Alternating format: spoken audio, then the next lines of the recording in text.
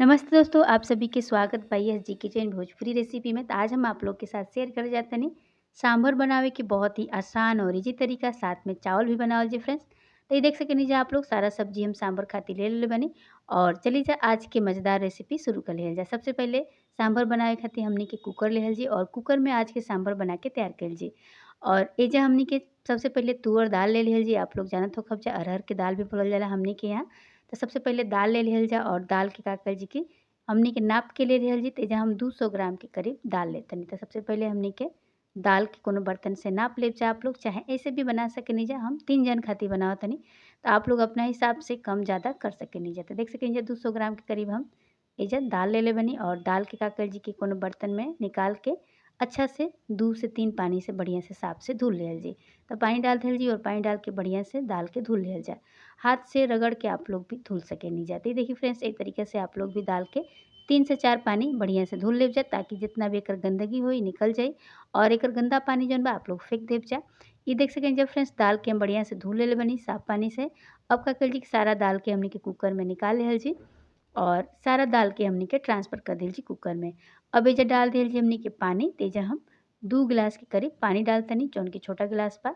और एजा हम डाल देतनी नमक और स्वाद अनुसार आप लोग नमक डाल लेब जा, हल्दी डाल दिहल जा। अब थोड़ा-सा चाहे तो एजा मसाला भी आप लोग डाल सकेनी जा, लेकिन नमक और हल्दी डाल के बस हमनी के का कइल जी कि दाल के पहले उबाल लिहल जी। ओकरा बाद हमनी के सब्जी काट लिहल जी। तो देख सकेनी जा फ्रेंड्स, चढ़ा देले बानी हम गैस पे कुकर के और सीटी जब तक आवता तब तक तो चलिए जा फ्रेंड्स, तब तक हमनी के सब्जी काट लिहल जा। तो ये देख सकेनी जा कद्दू लेले बानी हमनी के गाँव देहात में कि कोहड़ा भी बोलल जाला। तो एकर छिलका बिना उतारे ही हमनी के कद्दू के छोटा-छोटा टुकड़ा में काट लिहल जी। अपना हिसाब से आप लोग कटिंग कर लेब जा। ये देखिए फ्रेंड्स, हम छोटा-छोटा टुकड़ा में काट लेतनी, यही तरी आप लोग काट लेब जा।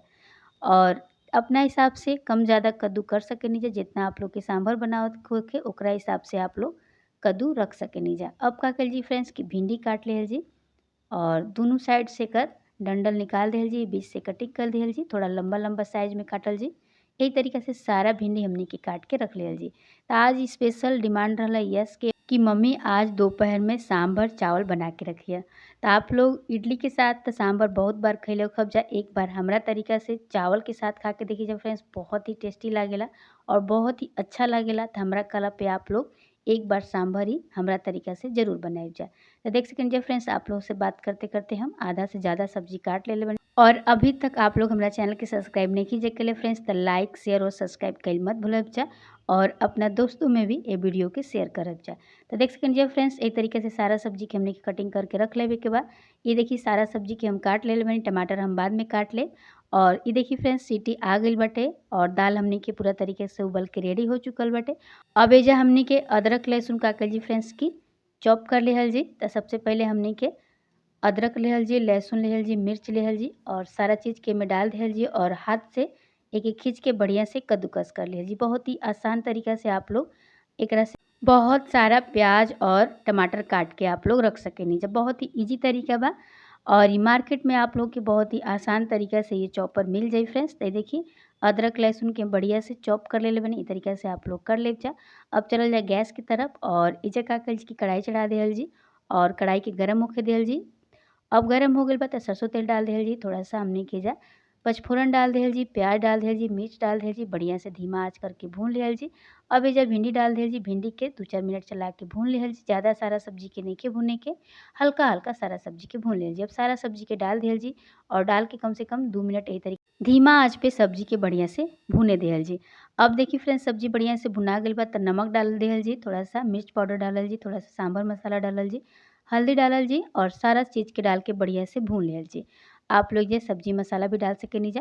और एजा का कइल जी कि धीमा आँच करके सारा मसाला के भून लिहल जी, हल्का सा पानी डाल दिहल जी, ताकि जौन हमनी के मसाला बा बढ़िया से पाक जाए और एमे कच्चापन ना रहे।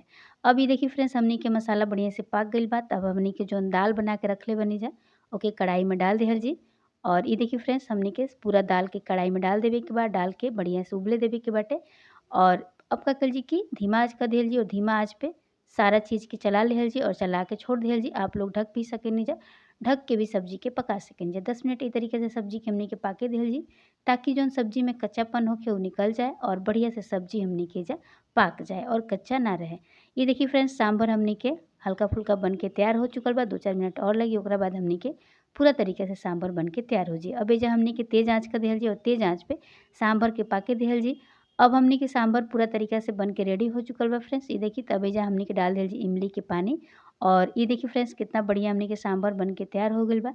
अब एजा हम सांभर के साथ चावल के साथ एकरा के हम सर्व करब। तो चावल निकाल लिहल जाए एगो बर्तन में और हम चावल भी बना लेले रहनी है। आप लोग इडली के साथ भी बना के खा सकेनी जा, लेकिन ज़्यादातर हमनी के चावल के साथ ही खानी जा। अगर आप लोग हमरा तरीका से एक बार चावल के साथ सांभर बना के खाइब जा तो बहुत टेस्टी और यम्मी लागेला। तो हमरा कहला पे आप लोग ज़रूर बस एक बार हमरा कहला पे आप लोग ज़रूर बनाइब जा और बना के खा के देखब जब बहुत टेस्टी लागेला। तो ये देखिए फ्रेंड्स हम चावल निकाल लेले बानी और चलिए जा अब सांभर निकाल लिहल जा। तो ये देखिए कितना बढ़िया हमनी के होटल से भी बढ़िया घर पे सांभर बना के तैयार कर लेले बानी जा।